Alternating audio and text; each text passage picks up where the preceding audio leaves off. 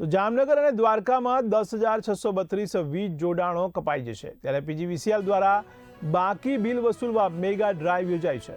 તો જામનગર જિલ્લામાં 7,419 વીજ જોડાણોમાં ₹5.76 કરોડથી વધુની લેણી બાકી છે, જ્યારે દેવભૂમિ દ્વારકા જિલ્લામાં પણ 3,213 વીજ જોડાણોમાં ₹2.11 કરોડથી વધુની રકમ બાકી નોંધાઈ છે। ત્યારે આ મેગા ડ્રાઈવ માટે બંને જિલ્લાઓમાં કુલ 378 ટીમો તૈનાત કરવામાં આવી છે। તો જામનગર જિલ્લા માટે 267 ટીમો અને દેવભૂમિ દ્વારકા જિલ્લા માટે 111 ટીમો ફાળવવામાં આવી છે। તો પીજીવીસીએલ દ્વારા અગાઉથી જ તમામ વીજ ગ્રાહકોને બાકી બિલ ભરપાઈ કરવા સૂચના આપવામાં આવી હતી। ત્યારે આ ડ્રાઈવનો મુખ્ય ઉદ્દેશ ફક્ત વીજ જોડાણો કાપવાનો છે, નાણાંની સ્થળ પર વસૂલાત કરવાનો નથી। તેમાં જામનગર જિલ્લા અંતર્ગત આજે ફાળવેલ ટીમની સંખ્યા 267, જેમાં સમાવેશ થયેલ ગ્રાહકો એટલે કે કનેક્શનની સંખ્યા 7,419 અને રિકવરીની રકમ 596.72 લાખ।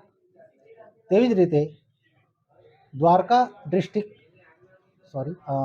દ્વારકા જિલ્લા અંતર્ગત ફાળવેલ ટીમની સંખ્યા 111, જેમાં ડિફોલ્ટર ગ્રાહકો છે 3,213 અને રિકવરીની સંખ્યા છે 211.97 લાખ, કે જે ગ્રાહકોએ 2 બિલથી વધુની રકમ ભરી નથી એ બાબતે પીજીવીસીએલ દ્વારા અવારનવાર ગ્રાહકોને જાગૃત કરવામાં આવ્યા છે।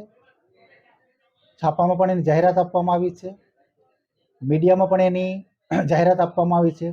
તેમ છતાં નાણાં ન ભરાતા આજે મેગા ડિસ્કનેક્શન ડ્રાઈવનું આયોજન કરવામાં આવ્યું છે અને હજુ પણ ગ્રાહકો